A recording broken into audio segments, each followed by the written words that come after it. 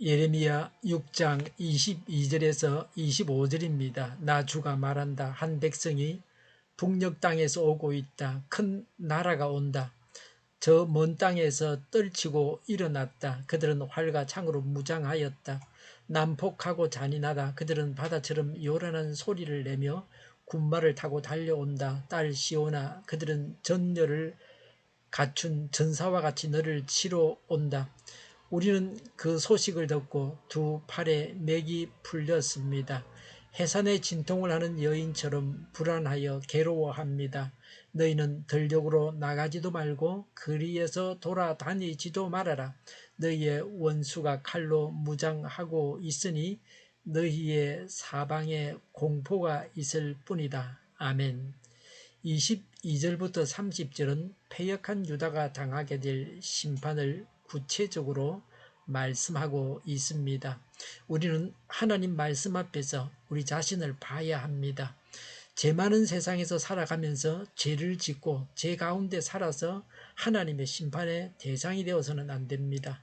죄의 유혹에서 우리를 깨우는 강력한 말씀이 여기에 있습니다. 심판의 도구인 바벨론 군대에 대한 묘사입니다. 22절에 나 주가 말한다. 한 백성이 북녘 땅에서 오고 있다. 큰 나라가 온다. 저 먼 땅에서 떨치고 일어났다. 고 했습니다. 북에서 침입하는 민족은 바벨론을 말합니다.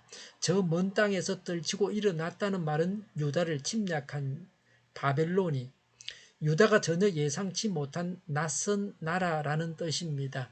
전쟁이 하나님의 섭리에 의해서 주관되고 있음을 보여주고 있습니다.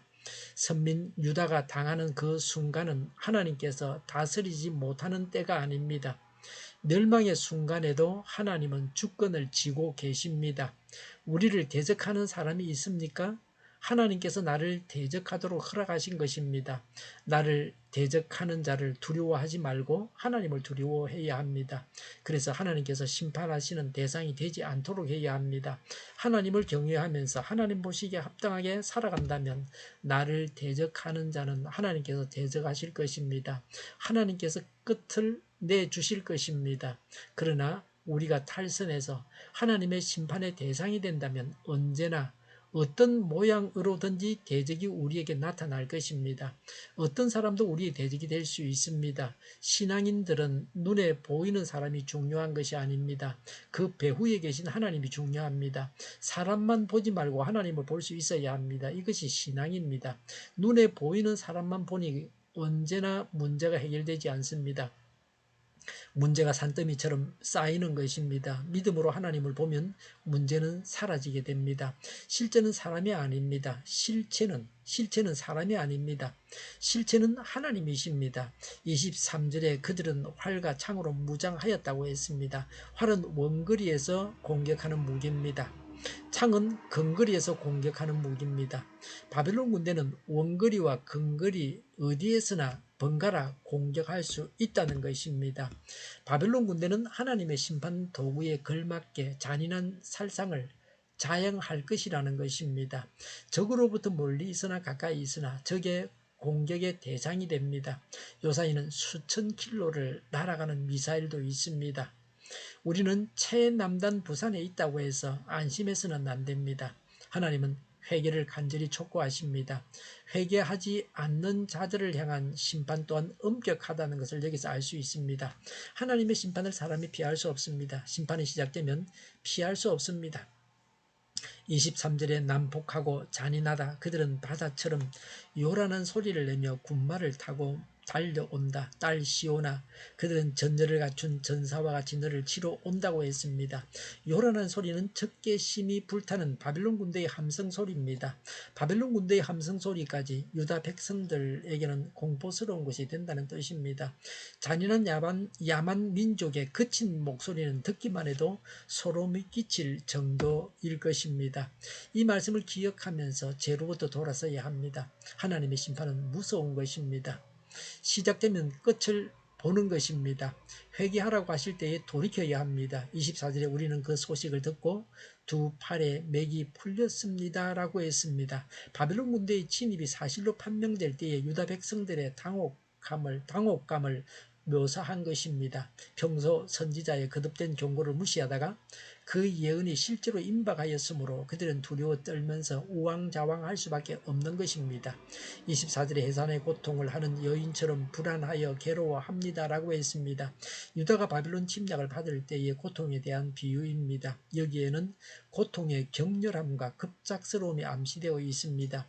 25절에 너희는 들녘으로 나가지도 말고 거리에서 돌아다니지도 말아라. 너희의 원수가 칼로 무장하고 있으니 너희의 사방에 공포가 있을 뿐이다 라고 했습니다. 유다에 대한 하나님의 심판 날에는 그 누구도 자유롭게 이동할 수 없습니다. 닥치는 대로 잔인하게 살육하는 바빌론 군대의 칼날을 피하는 방법은 오직 집안에 웅크리고 앉아 굶어 죽는 수밖에 없습니다. 살 수 있는 길은 없습니다. 이것은 그리스도의 재림 때의 상황과 유사합니다. 재림 때는 휴거의 소망이 성도에게 있습니다. 그러나 유다에 대한 심판 때에는 오직 멸망만 기다리고 있다고 하는 것이 다른 점입니다. 하나님의 심판은 무서운 것입니다.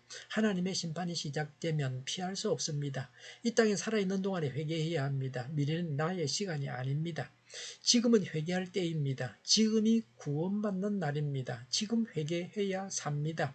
심판하시겠다는 말씀을 보고 회개해야 합니다. 그래서 심판을 받지 않아야 합니다. 죄 가운데 살아가면 심판을 피할 수가 없습니다. 기도하겠습니다. 죄를 회개합니다. 우리 주변에 있는 자들도 회개하여 심판받지 않게 하여 주시옵소서. 온 세상 사람들이 회개하여 구원받게 하옵소서. 모든 언론이 제 역할을 다하게 하여 주시옵소서. 정의가 강물처럼 흘러가게 하여 주시옵소서. 하나님을 대적하는 법을 만들지 않게 하시며 이스라엘 법을 폐기하지 않게 하시며 있어서는 안 될 법을 만들지 않게 하옵소서. 지구상의 모든 사람이 백신을 맞고 모든 변이에 효력이 있는 백신과 치료제가 나오고 지독한 변이가 나오지 않게 하여 주시옵소서. 치료제가 저렴해지고 오미크론 재유행이 없고 코로나가 종식되게 하여 주시옵소서. 우리 동일교회가 만군은집하게 하여 주시옵소서. 예수 이름으로 명하노니 모든 병만은 물러가고 몸의 모든 부분들은 온전하게 될지어다. 신유의 기적을 베푸셔서 지금도 저의 질병을 고쳐주시옵소서. 코로나로 신음하는 모든 자들을 고치시고 온전케 하여 주시옵소서. 저희와 교회와 나라의 민족을 불쌍히 여겨 주시옵소서. 모든 악한 것들을 제거하여 주시옵소서. 지도자들을 주장하여 주시옵소서. 하나님께서 기뻐하시는 교회와 나라가 되게 하여 주시옵소서. 물가가 안정되고 식량과 원유와 가스와 석탄 가격이 내려가고 경제가 나아지고 비가 필요한 곳에 비를 내려 주시옵소서. 비와 태풍의 피해가 없게 하여 주시옵소서.